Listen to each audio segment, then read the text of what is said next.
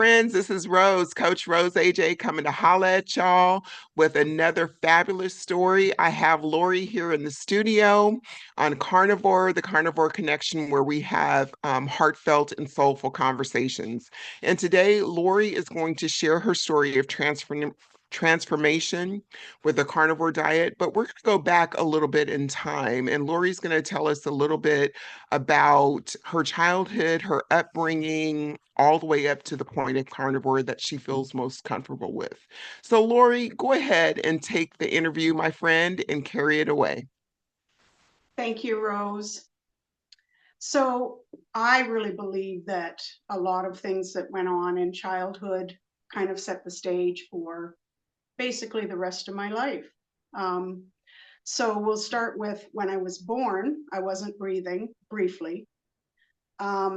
I had whooping cough. It took me out of school for almost the entire year of grade 1, even though I was inoculated. Um, when I got the chicken pox, I got them internally. Um, I was so sick, mom didn't know what was going on. Everybody else had had chicken pox. She was looking for the rash, but she never found it. And she never ever thought that you could have chicken pox on the inside. So I almost died, according to her. And she finally got the doctor there, and he took one look down my throat. And I think I was probably put on an antibiotic, which was the beginning of multiple antibiotics throughout my childhood. Um, of course, I had measles and mumps and all the rest of the stuff. But the antibiotic prescriptions, the multiple prescriptions, I think was a key factor in what was going to be my future. So of course I was allergic to a lot of things. It was mostly seasonal allergies. And again, on the farm, I was surrounded by things that I would be allergic to: ragweed, grass, trees, and dust. And I was also developing allergies to things like penicillin and other drugs. So we didn't really do much for seasonal allergies back then. Occasionally, if I got really, really bad, and I think it was usually in the fall with the ragweed, um, she would just get some over-the-counter antihistamine for me. And I think it would keep me from, being severely ill. But we never really did much. You just lived with the symptoms.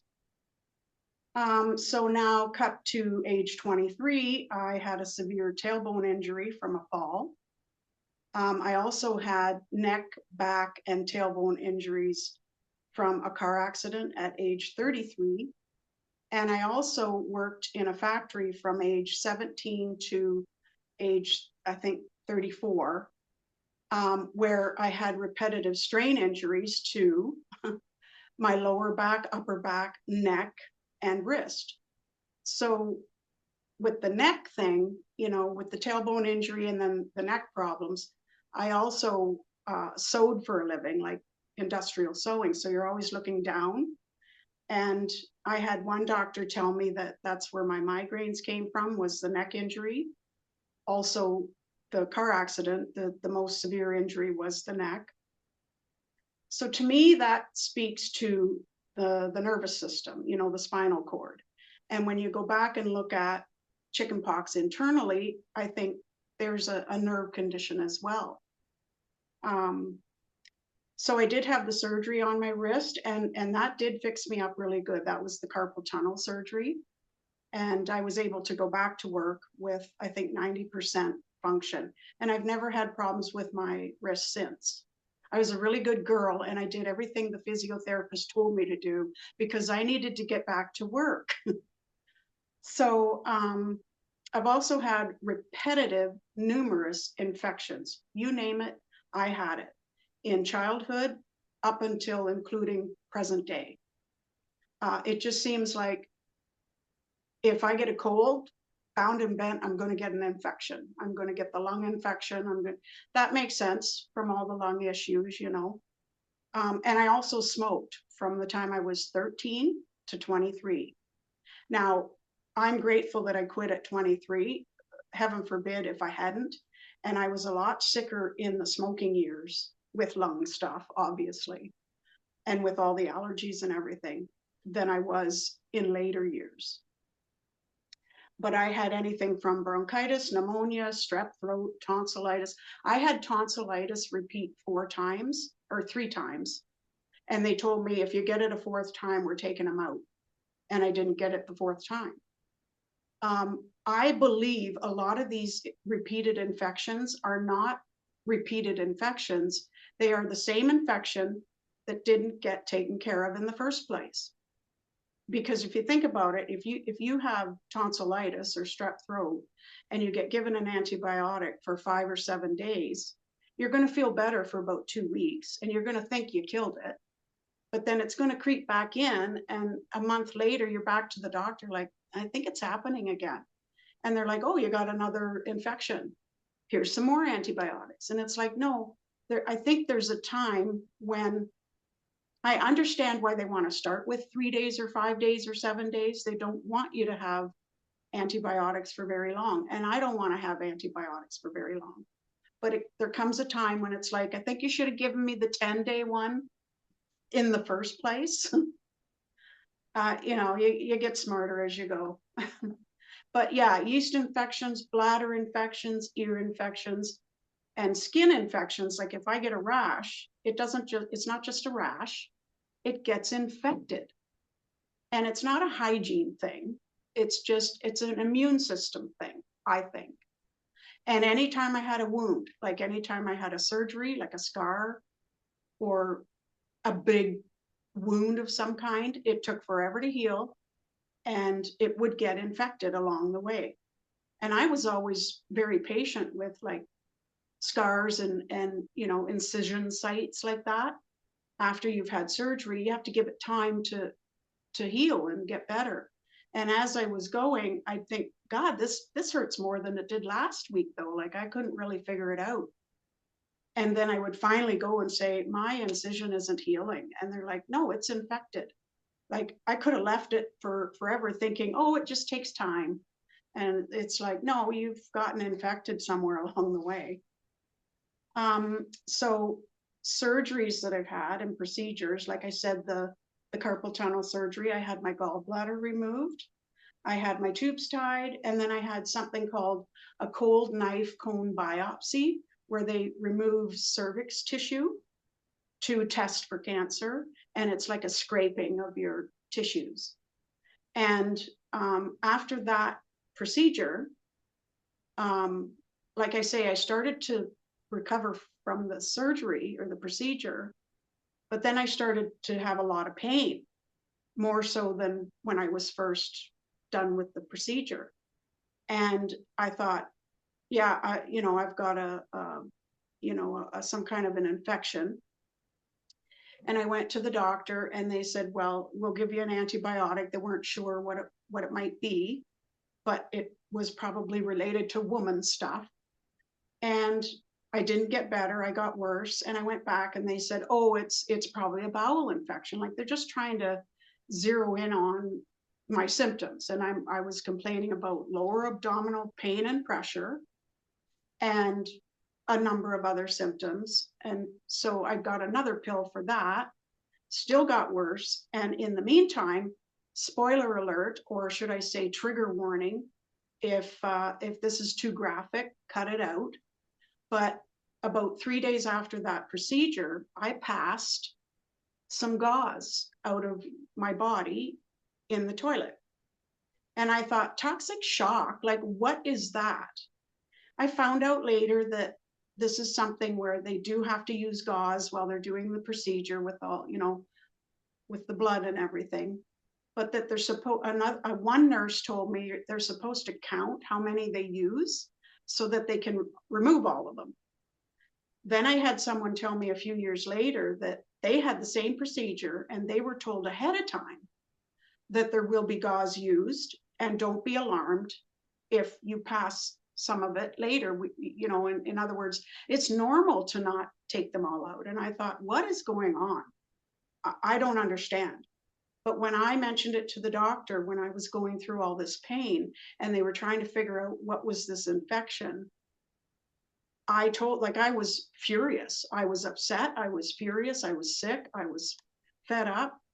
And of course, doctors don't necessarily encourage anybody going down the route of possibly looking at malpractice or anything like that. They're going to stand by their colleagues. So my doctor just kind of shoved that off and said, well, let's just figure out what we can do from here. Finally, I was so sick after emergency room visits and just deciding that maybe this is how I'm going to die. I was 40 years old at the time. I phoned again, and this time I got my doctor's nurse. So my doctor worked at a clinic, and it was hit or miss whether or not he was on call that day. You had lots of doctors to choose from, and they were all fine. It's just, it's nice to get your own doctor so you can get everything figured out. And I got my doctor's nurse that day, and she said, Lori, start over. She said, let's start at the beginning. What are your symptoms? And I said, lower abdominal pressure and pain. It hurts when I pee. And we both just kind of went, bladder infection. Why didn't I think of that?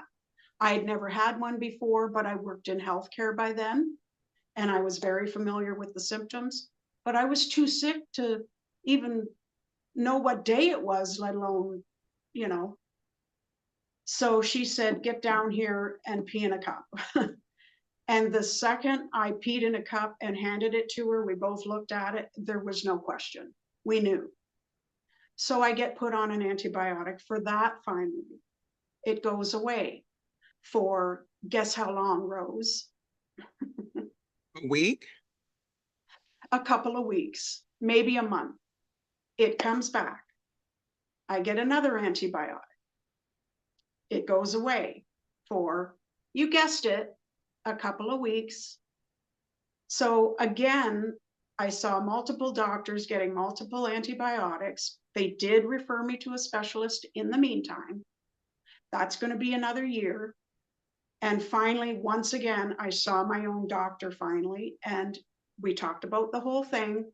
And he said, sounds to me like you just didn't get the right antibiotic for the right length of time. I'm going to give you, and I think it was something like 14 days. And finally, that did the trick. So my first UTI, bladder infection, was a nightmare that took almost a year to get figured out, but at least we finally did. So then I saw the specialist, and because my doctor's office didn't necessarily send every specimen away for testing, they couldn't really prove whether or not I actually had infections all those times, like after that as well. So he suspected that maybe I didn't have infections all those times. Maybe it was a condition called interstitial cystitis, which mimics the symptoms of a bladder infection. Like, that's fun to have the symptoms and not be infected and not being able to do anything about it. Now, he did put me on a medication that I believe relaxes your bladder or something. I took that for a while. Once I went back to see him, I had not been having any more problems with it, because I believe I finally got the right antibiotic for the right amount of time.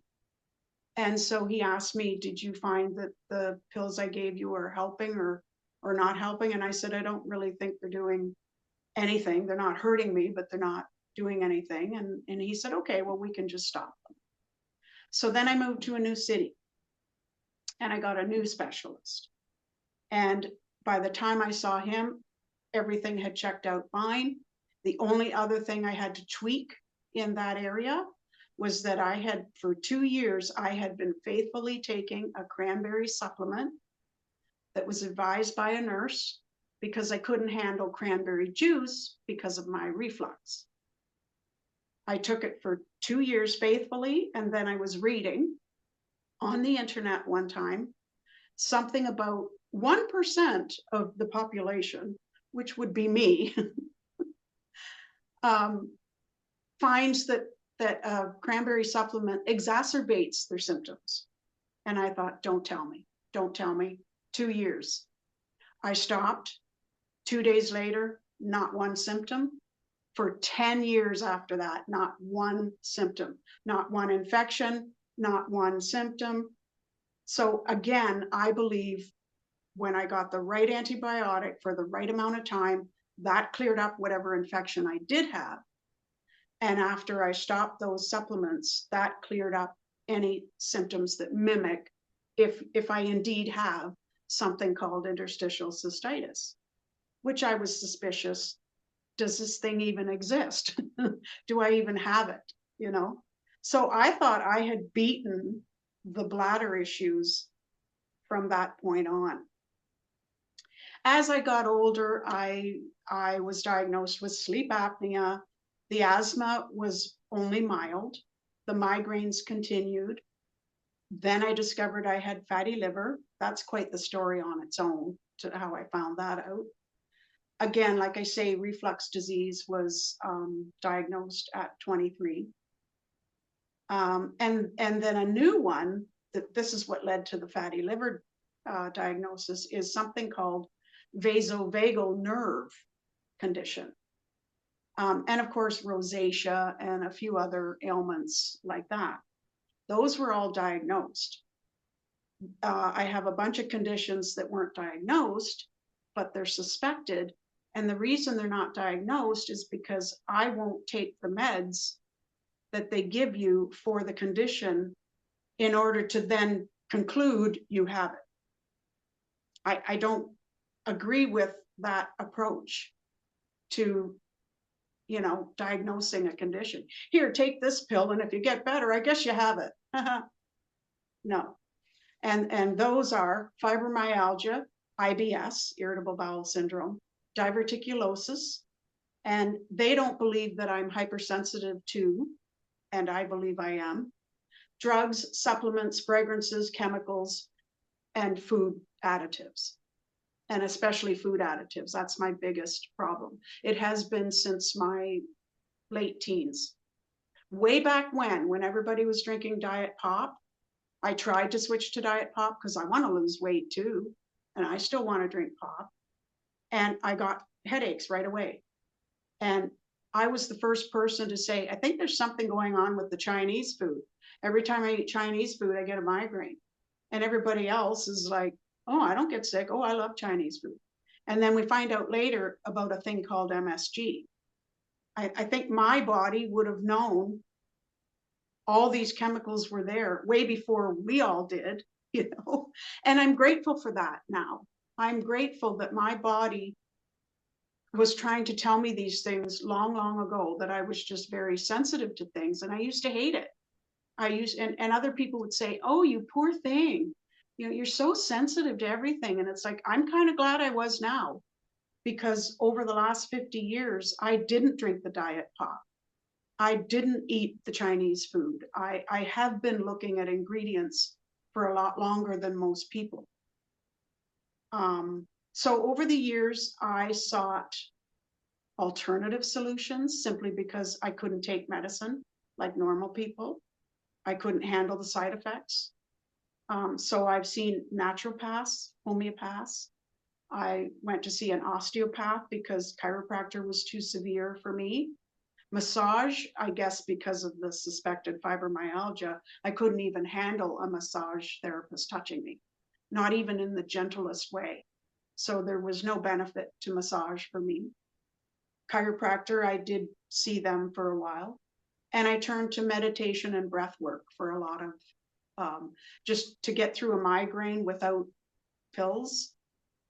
It was the meditation and the breath work that got me through that. And of course, carnivore eventually. So I'll just talk about the few weeks and months leading up to carnivore where things got really bad. I'll just list everything I was going through and why I decided, yep, carnivore is the only thing I haven't tried. I'm going for it. Muscle weakness, constant fatigue, migraines, frequent diarrhea, occasional constipation, occasional nausea, frequent heartburn, occasional left side, mid, and lower abdominal pain, frequent sleep deprivation, constant muscle and joint stiffness, frequent body aches, frequent painful bladder flare-ups and spasms after that 10-year period of no symptoms, occasional great toe pain, frequent top of the foot pain when putting pressure on the ball of the foot, occasional rapid heart rate episodes after eating, before, during, and after bowel movements. That's that vasovagal nerve thing I learned. Occasional hot flashes, occasional tingling and numbness, and other sensations in the extremities, face, and lips. Increased anxiety, emotions, fears, and phobias, and occasional paranoia. So that is my life story leading up to discovering carnivore. It makes you wonder, Lori, how you survived without being committed to like a mental institute. I mean, literally, literally. I mean, how did you survive? I mean, it sounds like you advocated for yourself at times when you said, I no, I'm tried. not going to take this medication. Um, but how did you survive? Because to me, that's just survival. That wasn't actual living. I think in between the surviving, there was some living. And I think also, I don't know whether I had the personality in the first place or I developed it because of all the stuff. I always thought there's that person out there that's got it way worse than me. I'm not in a wheelchair. I'm not, you know, my kids kept me going for one thing. Once you become a mother, um, everything, forget yourself. Everything is about them. And I mean, I was blessed with 3 beautiful, well-behaved girls, and they were my life. They still are. But as I was raising them, I was like reliving my childhood through them. Again, I still am. They just, they have to be the answer of what kept me going. And I also thought, and I think that's the other thing, because that's why I'm grateful for that early body warning, trying to tell you stuff, where I just stopped taking a lot of drugs. Like if I had to, I would, you know, certainly antibiotics. To this day, if I have to take them, I will. But I know what to do now to recover from having had taken them.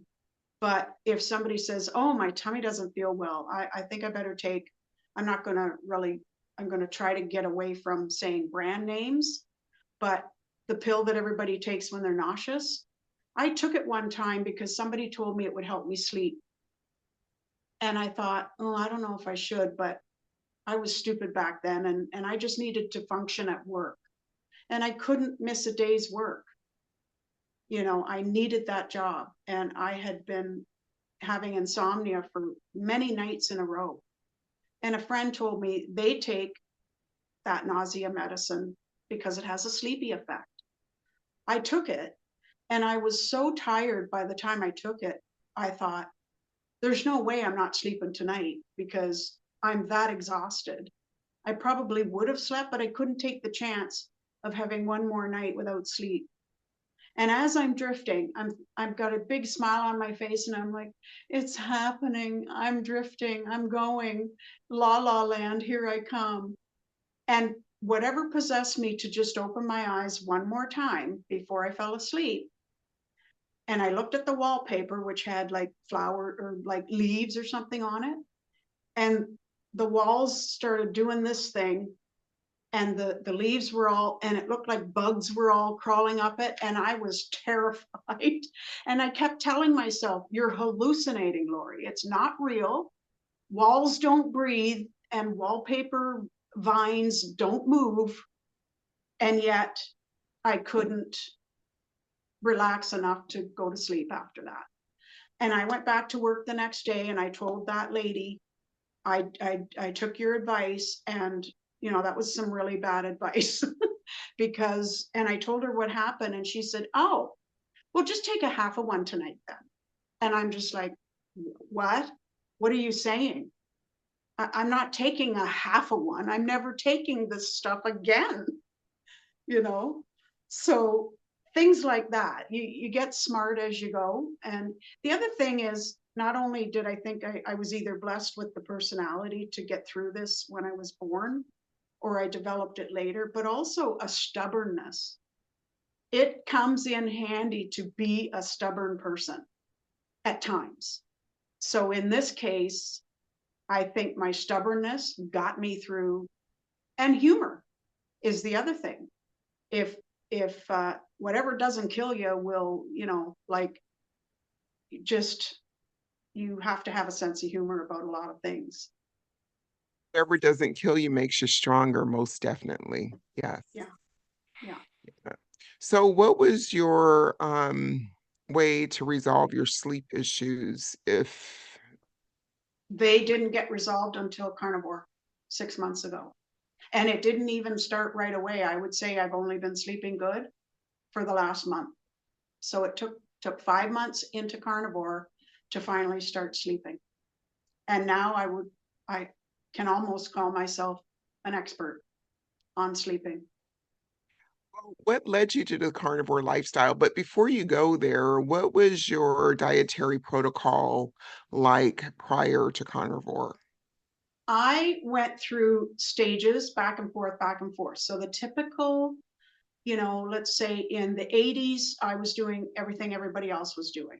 I would just turn to salads and vegetables when I wanted to lose weight. The other thing was I never saw weight as necessarily a health problem. And I even had doctors tell me, you're in excellent health. And if I would say, yeah, but I'm chubby or I'm overweight or whatever, and they'd say, oh no, but you shouldn't worry about that. You're healthy. And I thought, oh, well, good for me then. I had a husband who loved me no matter what size I was. My children didn't care how fat I was. Nobody cared how fat I was, anybody that loved me.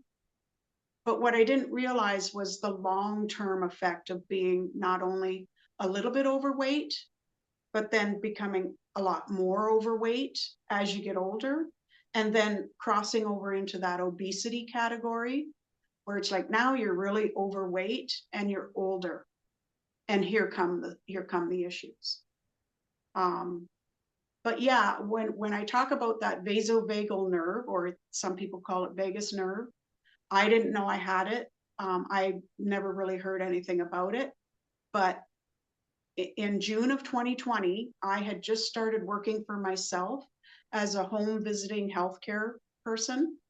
And second day on the job, I was with my client where we were doing a little bit of physical stuff. We were moving a desk around. He wanted to surprise his wife when she got home with a new office setup kind of thing. I wasn't doing anything over and above what I thought I was capable of, but that has a factor. It was a humid day, but the house that I was in was cool, but that's also a factor. I didn't feel dehydrated. I was drinking water, but not a lot. So if it's possible, I was a little bit dehydrated. That's a factor. My feet and legs were tingling a little bit, but I had new shoes. It was a brand new job, and I wasn't used to standing. So I just thought, I got to get used to this. And that whole week, I had gotten so bad with my diet, I was left with not being able to eat anything. I just kept eliminating things over the years until there was nothing left. And the only thing that I felt okay on was fruit. And I knew that it was affecting my bowels. It was giving me loose stools, but I thought fruit was healthy. So I kept eating it. And that whole week I was living on fruit. And that apparently is a factor as well.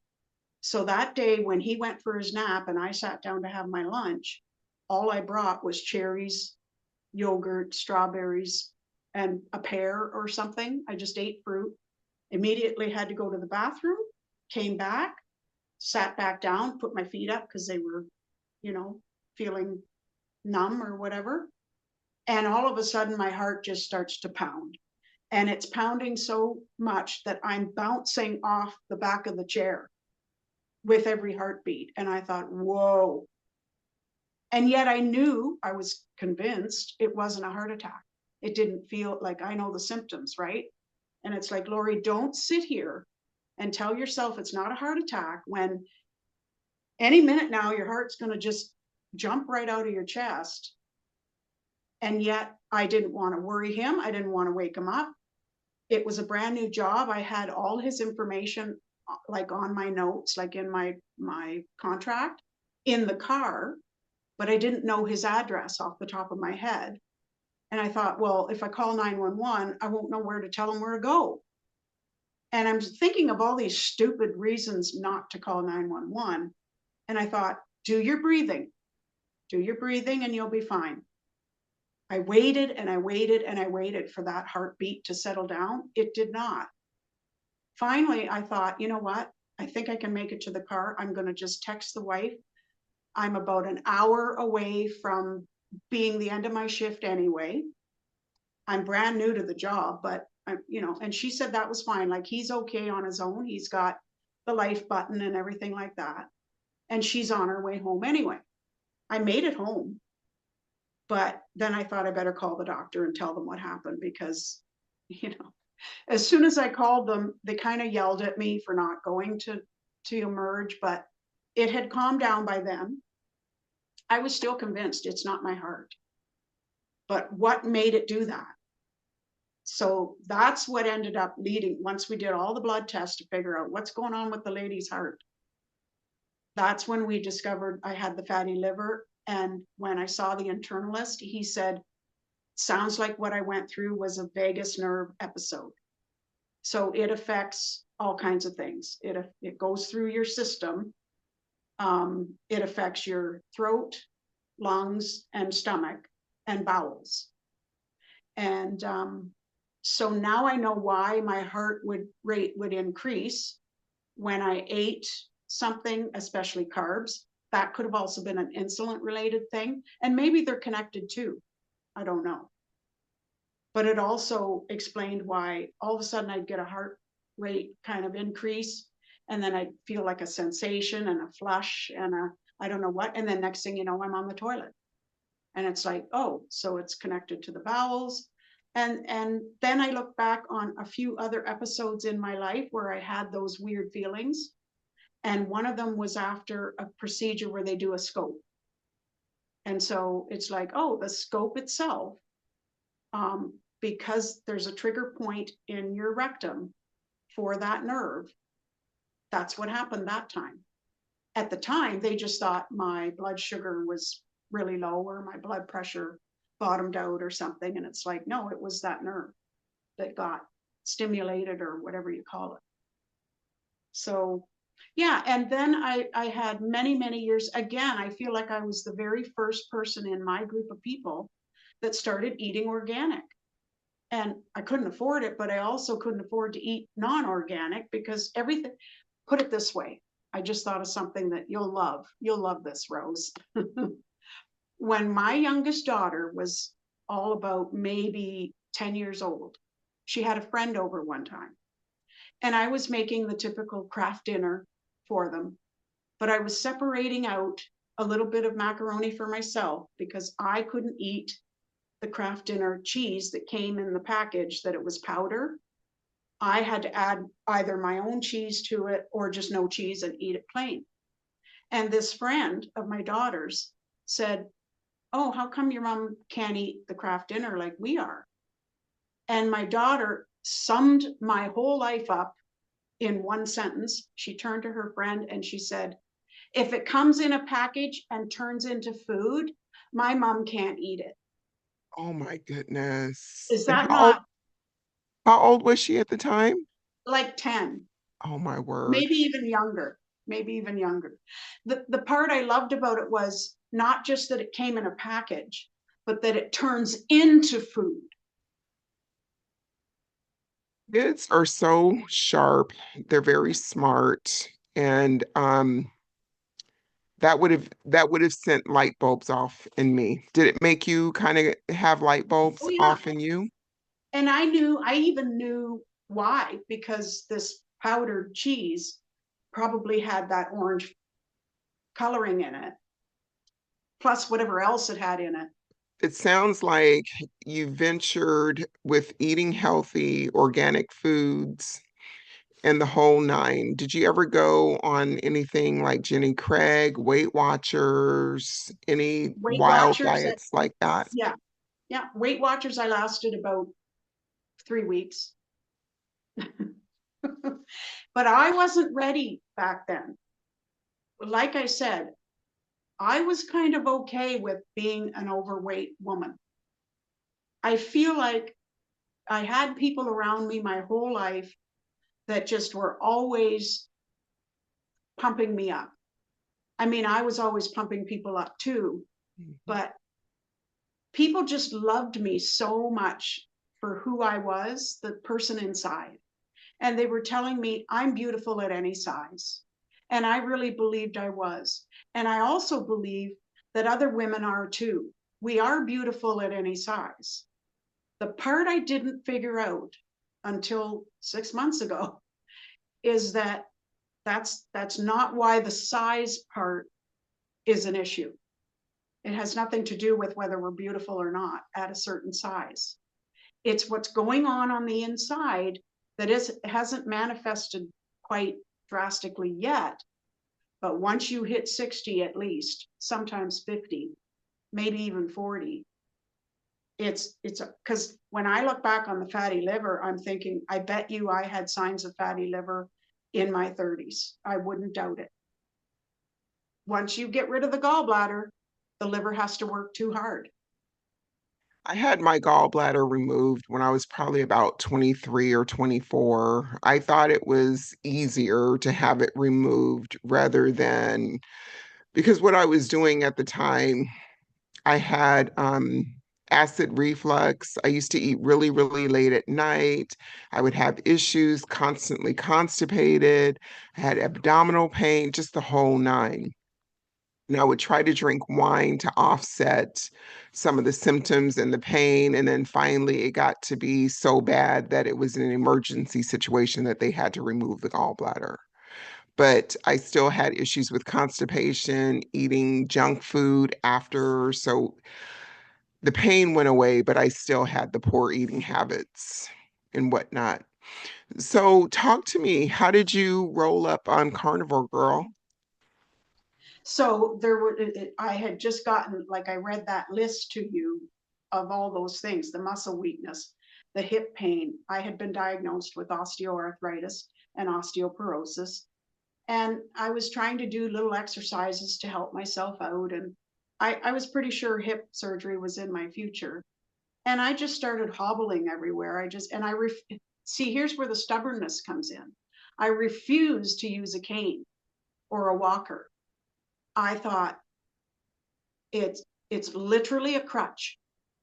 It's going to become a crutch, and I will never force myself to use my leg muscles to walk if I start using a cane, because you go from cane to walker and then you go from walker to wheelchair. And I just refused. And I also refused to take pain meds because I want to know, how much pain am I really in? I don't want to mask it. I want to know, how bad is this? Oh, it's bad. So this one particular day, I got up in the morning with fresh hope, like I always had every morning. And I'm going to go to the kitchen and I'm going to start my day. And today's going to be better. And I couldn't walk to the kitchen. It was so painful. I barely made it there just to get a drink of water. And then I just became once again depressed, and I'm giving up. And it's like, is this really my life? Wheelchair is next, and surgery. I hobbled back to bed, brought my phone with me as I always did. And I thought, well, I guess I'm getting nothing done today. I guess I'm just going to lay in bed and watch YouTube again today. And I mean, I think I pretty much finished YouTube. I've watched so much. And now I'm watching stupid stuff like Karen videos and whatever. But I guess that's what I'm going to do. I went to bed, I had my phone, and something told me, just try one more time, Lori. Type in inflammation, hip pain, um, exercises to do for osteoarthritis, something. Every time I changed the search words, carnivore videos showed up. I'm like, well, now Google doesn't even want to talk to me. It doesn't even know what I'm talking about. Listen to me, Google. I'm trying to ask you. Change the search words again. Carnivore. I'm like, okay, I'm throwing the phone out the window. I'm just going to cry myself to sleep. This is ridiculous. And then I thought, Lori, somebody's trying to tell you something. You asked, it's telling you carnivore. Just watch a video. It's better than the umpteenth Karen video. I watched a video. I was hooked. I don't remember what video it was. I watched another one, another one, another one. That entire day, I watched carnivore videos. By the end of the day, I was convinced this is what I need to do. And the only meat I had in the house was some chicken or something. I ate that night. And when I went to bed that night, I felt something's different. I can tell. Not that I wasn't eating any meat before, but I had gotten close to not eating much of anything at all. Like just, I would either have the mindset that everything's going to hurt me anyway, so bring on the potato chips and the chocolate, or, okay, let's eat healthier again. Let's get organic vegetables and let's, make a nice soup or something. And, I was going back and forth between those different mindsets. The next day, and I had just bought $200 worth of market fresh vegetables and treats and all kinds of stuff, gluten-free pasta, all the stuff. And I went back out the next day and bought another $100 worth of meat. And I came in and I just slowly, gradually incorporated the meat more, phased out the other stuff less. And by the second week, I knew this is it for me for life. Meat only, and I gave away all my other stuff and threw out a lot. That is so admirable that you took charge that quickly and realized that this way of life was for you and that you gave away or phased out the other items. I'm going to tell you, when I started this journey, it was December 2nd, 2018, but I started with keto. And I kept being triggered, Lori. I kept binging. I kept compulsively overeating because I didn't understand the actual food addiction phase that I was in and how my life circumstances really influenced what I was eating, or what I was eating was, it was a vicious circle, and that I could not have Lily's chocolate, sugar-free stuff, nuts, vegetables. I was like, I'm losing weight, I'm doing fine, but I don't get why I'm still binging. And so when I transitioned, but I was also phasing out food. I'm like, I'm not going to throw out all the stuff in the pantry and in the refrigerator. Biggest mistake, because that kept me in that cycle until January of 2020 when I ventured into carnivore. So you got the memo considerably early. So carry on with your story, my friend. Well, I mean, I feel like I'm pretty much wrapped it up, but I didn't to thank you for saying that, but I don't really feel like I got it that quickly, because by the time I found carnivore, look how much time had gone by. All those years I was in my circle, I was the health nut. I was the organic girl. I was the supplement girl. I was the homeopath girl. Everybody on the outside looked at me as a health freak. I was constantly watching what I ate and staying away from chemicals, and I wouldn't put a pain pill in my mouth if you tied me down. I stopped dyeing my hair because I was afraid of the chemicals. I wouldn't put nail polish on because I was afraid of the chemicals.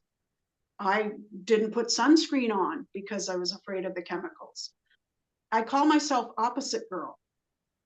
not only do I react to things, like when I take something for an ailment, I get the ailment instead from the pill. Like I'm so opposite, it isn't funny. But I'm also opposite in what I'm willing to do or try, or I go against the grain. So I'm the perfect person to be carnivore. We are the odd. That you got the memo relatively quickly when you started the carnivore diet. So you didn't take a year or 2 years to finally get it. That's what I Well, was and I saying. had done keto previously when I first found out about my fatty liver in 2020. So if you count that, but I did it wrong. I did it drastic. That's the other thing I am extreme. So if I'm going to be healthy and lose weight and diet and eat salads, watch me go. If I'm going to throw it all out the window and eat, like I'm not really a donut person, but butter tarts or cookies, chocolate, I go extreme that way. I need to try and find the middle. My whole life has been about learning how to control yourself, self control in the middle somewhere. I guess I always found middle of the road average stuff is boring. I like excitement. I like busyness. So it's like, did that play a role in my personality and my eating habits? Possibly. Well, the middle of the road that you just mentioned kind of reminds me of moderation versus abstinence, right? So I tried to straddle the middle of the road to have the best of both worlds, to say, that, oh, I'm not a chocolate addict, I'm not a sugar addict, I'm not this type of addict, because really an addict is someone who has lost their home, lost their job, someone who's on a street corner smoking up joints or whatever they're doing. That's what an addict is, right? But the middle of the road, if I straddled the middle of the road, that would have been me up to this point at 57, right? But it would have been with food versus the actual substances that other people may have been using. So I get it where you're one extreme or the other because I'm very similar. I'm either all in, very strict, no bars held, going for it, pedal to the metal, or you give me that little bit of room. I'm justifying it and I'm on the opposite end. I'll start tomorrow. So I totally get it. Yeah. And I've had to be strict with carnivore. I've had to be strict with most things that I've tried simply because of those sensitivities. So, like when I first started carnivore, I was still eating chicken. I very quickly learned that chicken in particular, the fat from chicken, I can't handle. Maybe I was eating too much chicken. I don't feel like I was, but all of a sudden I'm eating the skin that I had avoided for years. And I thought, well, it's just going to take time to get adapted because I don't have the gallbladder. So I faithfully kept waiting for that day to come. And finally, I'm like, you know what? Maybe chicken's just not my friend. Cut it out, did 10 times better. Same with all kind, like even dairy. I didn't want to give up the dairy because my diet is so limited to begin with, and it has been for years in different ways. Please don't take my dairy away. All I want is a little bit of yogurt. And I even turned to cottage cheese for a while. I'm like, oh, I can handle this. And it's not that I couldn't handle it. I probably could have made it work, but I just wanted that optimal feeling. It's like, if I can feel this good, how much better can I feel? That's the other thing about carnivore is once you get a taste of something you've never felt before. I don't remember ever feeling this good. When people talk about, oh, I haven't felt this way since I was 30 or 20, it's like, well, then I have to say, I haven't felt this way since I was born because I don't have an age that I can go back to remember feeling good other than when I was a kid on the farm. We moved away from the farm when I was 12. And I would say by age 15, I was already the chubby girl. You stepped into carnivore. Can you tell us a little bit? how you structure your eating. Do you eat a couple of times a day with snacks? Do you exercise? What's your preferred meat? Like for me, it's beef, ground beef, hamburger patties, and eggs. That's my jam, right? And pork rinds. So what about you? Okay, so unfortunately, I've had to narrow it down again because of these sensitivities. And I say unfortunately because I can't afford the way I'm eating right now, but I don't care. So I said the same thing when I was paying all that money for organic. It was worth it to me to know that I'm putting the best thing I can into my body. So I'm eating ribeye steaks and ground beef from the butcher, which isn't the cheapest beef that you can get, but it's working for me. I occasionally will get a roast, but unfortunately, I can't tolerate eggs. I'm really upset about that. I even paid $500 to a specialist to do one of those tests for intolerance because I was assuming I'd get my money's worth because I'm going to show up intolerant to the world. And turns out the only thing I was intolerant to was eggs. I was devastated. I was just going to, give up on life. That's not fair. And I often suspected that I was allergic to eggs because I used to like sneeze a little bit and do different things. And then when I told the lady that did the test, I said, it's probably because I was eating too many eggs because even before keto, I lived on eggs. I just loved them. And she said, no, Lori, it's nothing you did wrong. She said, this is a DNA test. It's in your DNA. And I'm like, well, then does that mean my mother couldn't tolerate eggs either, or my brothers? Or now, when I think about it, I think all three of my girls don't really do well on eggs either. So again, leave it to me to be the one person that can't do eggs on carnivore. Come on. So my plan is every 6 months or so, I'm going to try them again because I believe, like, forget that $500 test. I believe that carnivore has the ability to heal to the level that one day I will be able to eat eggs again. And when that day comes, that's the day I'm going to save some money. But up until now, I do some pork rinds, but again, they remind me of potato chips if I just eat them as a snack. I don't snack, but I'll put them on my plate with my meal as a snack item to enjoy with a meal, but I dare not snack between meals. I have 2 meals a day usually. Every once in a while, I'll get into this extra hungry phase. It seems to go in cycles every couple of months. All of a sudden, I'm ravenous. And they say that that shows that your body's healing and it wants more, and go with it. Don't worry about the weight. And so then all of a sudden, I'm eating 3 and 4 times a day. But it's still just hamburger and it's still just steak. And like I say, occasionally roast, occasionally pork loin. And I did find a very clean bacon at the butcher where it's naturally smoked and it only has salt and no sugar. I still think because it's pork, it's not optimal for me to have pork in general as a choice for a type of meat. But if I can control how much bacon I have in a day, I won't get too many symptoms and I won't get loose stools. But if I get carried away, and I have, because bacon is so wonderful, that I get into trouble with, the bathroom experience. And I pretty quickly fix it. It's like, Lori, you have to admit to yourself that it's the bacon. Come on, control it, And it's like, but I want it. So I still have all that kind of, personality, and I'm still a work in progress for sure. Love that you're still a work in progress. While you are a work in progress, do you have folks that you've encouraged to go carnivore, or have people asked you about your diet and your progress? Anybody curious?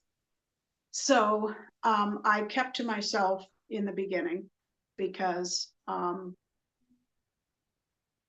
I feel like although people have loved me all over the place, up and down and sideways, all over the years, there's that little bit that they're probably thinking, oh my God, what's she up to now? Oh my goodness, what extreme is she going to do now? Oh, I can't keep up with her. So I didn't want to worry them, and I didn't want them to think it's a fad diet. And oh, you know, a couple years ago she was all about keto, then she did it so drastically she got even sicker and swore off of it. Now she's doing carnivore. You know, I didn't want that. And I wanted to wait and see how I felt and how I was doing. But eventually, you know, I had to tell certainly my children when there's family events come up, why isn't mom coming to the restaurant with us? Why isn't mom, you know, ordering normal stuff off the menu when she is at a restaurant with us? And all three of them, like I would expect, just said, go mom, you know, good for you. But I had one person that she had been worried about me for years, like just the last couple of years. And this was someone that I didn't really know before because we lost touch when we were in grade school. We reconnected in about 2020, and that's right when I was starting to have a lot of problems. And she was terrified for me. And I basically was so excited to tell her, I think I finally figured my stuff out. And I knew that she wasn't a carb addict. She had never had a weight issue. Even though I didn't know what kind of life she had had, I knew that much. And I finally told her, and she was very warm and welcoming and everything. And then came about the second or third time that I started talking about it. And she said she seemed interested then. And I'm like, oh, wow, she doesn't even really need to change her lifestyle. And yet she's still interested. Maybe she just wants to tweak something. You know, maybe she's just feeling a little bit off. I mean, we are in our 60s. Maybe she's starting to have some issues, you know. And she led me to believe that she really was interested. And I started just, oh, somebody's listening. Oh, I can do it. And I just became the poster child for carnivore. And when I got to the part about where, like, I should have said ancestors. I believe I talked about this in my other interview when you saw me. I mentioned something about eating like cavemen used to. And I should have said ancestors, or I should have said it some other way. But she, right away, she just said, that's it. She says, no, evolution isn't a thing. And she just didn't want to listen anymore. And I just kind of felt tricked into the conversation somehow. You know, it's like, oh, so now it isn't true, because there are carnivores that don't believe in evolution, and they still believe in the science and the testimonials of the people that have healed on this way of eating. And I suppose she probably does, in a way, still believe in some of the science, and she can see what's happening with me, and she's happy for me. And, you know, it isn't going to ruin the friendship. We're just getting restarted again. So we just agreed to disagree. And I probably won't talk about my way of eating with her very much in the future. But it has kind of soured me from, if someone asks me in the future, I won't jump in to try and tell them all the benefits of carnivore. I might guide them to some YouTube videos and do the research yourself, come to your own conclusions. But I just don't want to have that kind of thing occur again. I wasn't ready for that. I just felt like she was fishing for something to argue with me about. You know, like, I hate to say that, but again, I feel different, because when I first found out about it and I first started experiencing all the benefits, that's when I started my channel, and that's when I wanted to shout it from the rooftops. And I still do, but now I'm just going to be more selective of which rooftop. I hear you. I hear you. Thank you for sharing that. It is hard when you are so excited about something and you have proof, you have evidence that it's working for you. I For me, totally get it. Because when I first heard of carnivore, I was like, are you crazy? I was one of those people. I was skeptical because I still believed in all of the stuff that I had been brainwashed with, right? yes, I had literally been brainwashed with Lori, and I was like, you are so crazy. It's enough that I'm eating, vegetables, fruits, meat, nuts and stuff. But I was literally nuts eating that stuff, right? And I'm just like, wow. So it does sound a little outlandish to the mainstream. And it's it's really sad that you had that experience as a first off experience, but I love that you started your YouTube channel and that you're going to be more thank selective you. of which rooftop that you're going to shout from. But I hope that you continue to spread the word, right? I hope you continue to spread the word. Yeah, don't stop because there's somebody that needs to hear you speaking. So with this journey, can you tell us who some of the thought leaders in this field are that you follow, whether it's people on YouTube or maybe some groups that you've joined on Facebook or some literature that you've read? No, it's all YouTube. Um, I'm not on Facebook. I hate social media, but I do love YouTube. Um, and so Dr. Ken Berry, I believe, was the first. I believe it's simply because his channel is big enough that it pops up first. I started to watch all of the doctors, Dr. Chafee, I forget all their names, but there's some really popular doctors. And I figured that's where you should start because they at least have the medical knowledge. Um, but I very quickly found people that weren't doctors that were just experts in carnivore simply because they've been doing it for 20 years. And so Dave Mack, for instance, at Zero Carb, I think is his channel, very quickly got hooked into just his style. And he pumps out interviews with the everyday person every 6 hours. He's got like 3 videos a day. At first, I thought, oh, that's a bit overkill. Somebody that's like an extremist thinks that that's overkill. But eventually, I just started racing through all those. And I'm like, oh my God, that's my story. Oh my God, I can relate to that.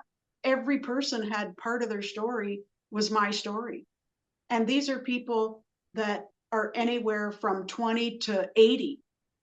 Um, so it really is the everyday person, the common person that you have, something in common with.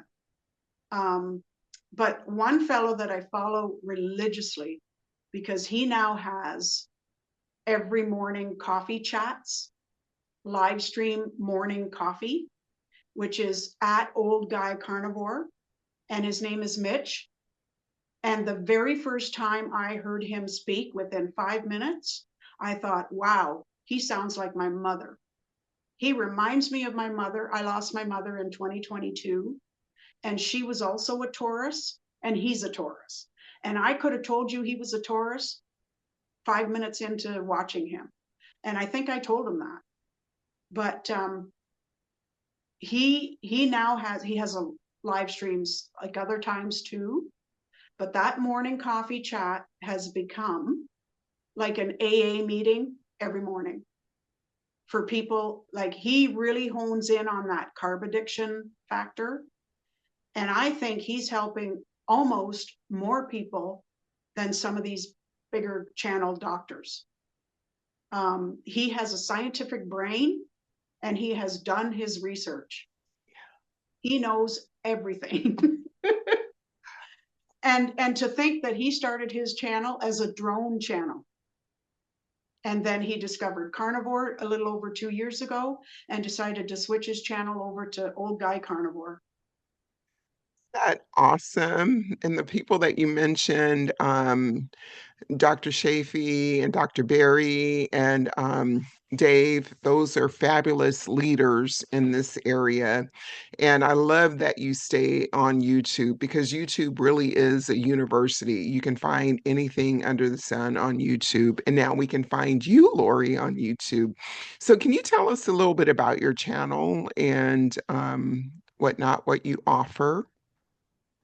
I try to keep it simple simply because I don't have skills and technology, technology skills. So, I mean, I know how to press record. I know how to edit now. I dabbled a little bit in editing, but I tend to want to make everything too fancy. And then I go down the rabbit hole of, oh, but I don't know how to do that. So let me Google that for a minute. And next thing you know, your editing took 3 days for a 5-minute video. So I thought the only thing I can offer is to just sit here like I am right now and just talk into the device and tell people my journey. And I started off with weekly, monthly updates because I thought people are going to want to know what I'm eating. They're going to want to know what symptoms I'm going through. They're going to want to know how many measurements I've lost, how much weight I've lost. By the way, I've lost 40 pounds in 6 months and I've lost 18 inches total body inches. I'm no longer tracking any of that. I feel like when I hit the 6 month mark, that was it. I don't have to track anymore.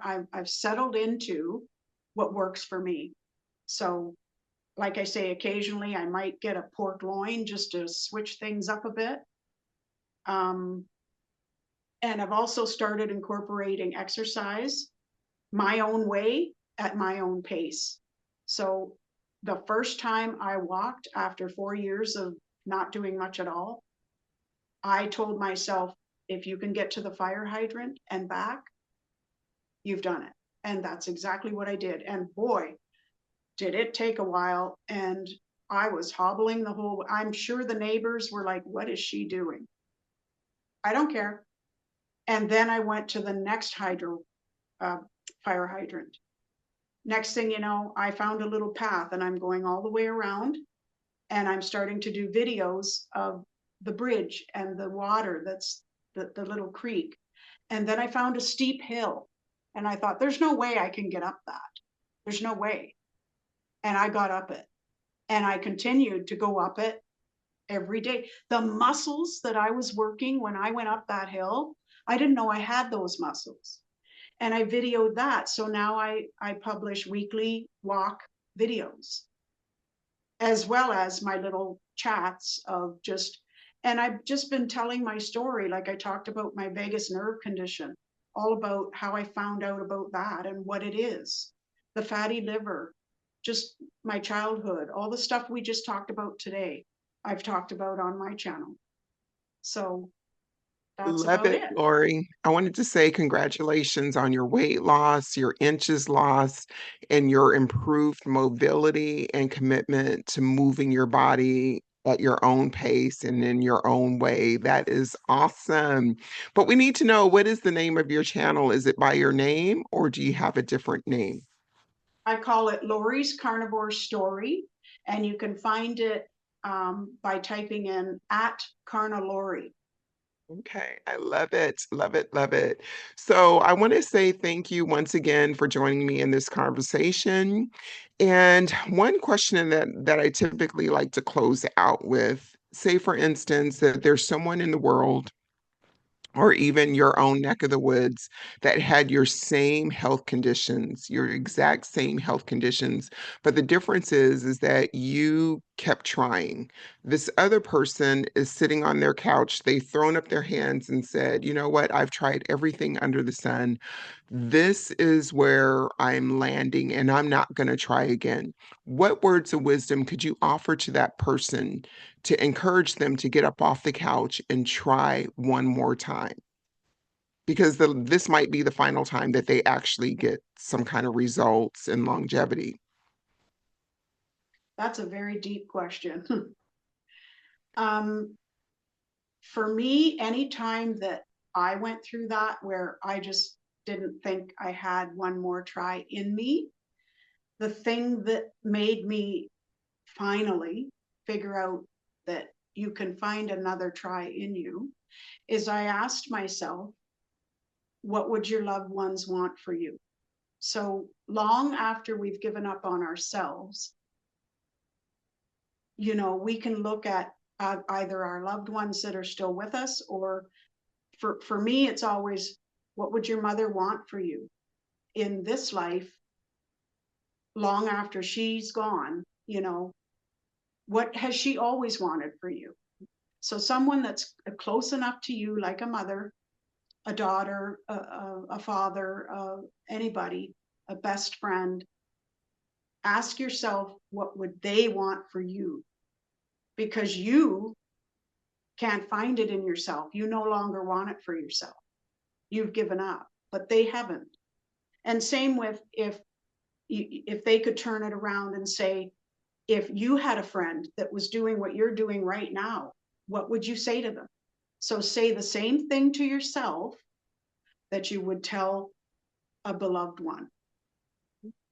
Love that. That is so well said. Thank you once again, Miss Lori, for being here and having this wonderful and heartfelt conversation and letting my audience get to know you a little bit better.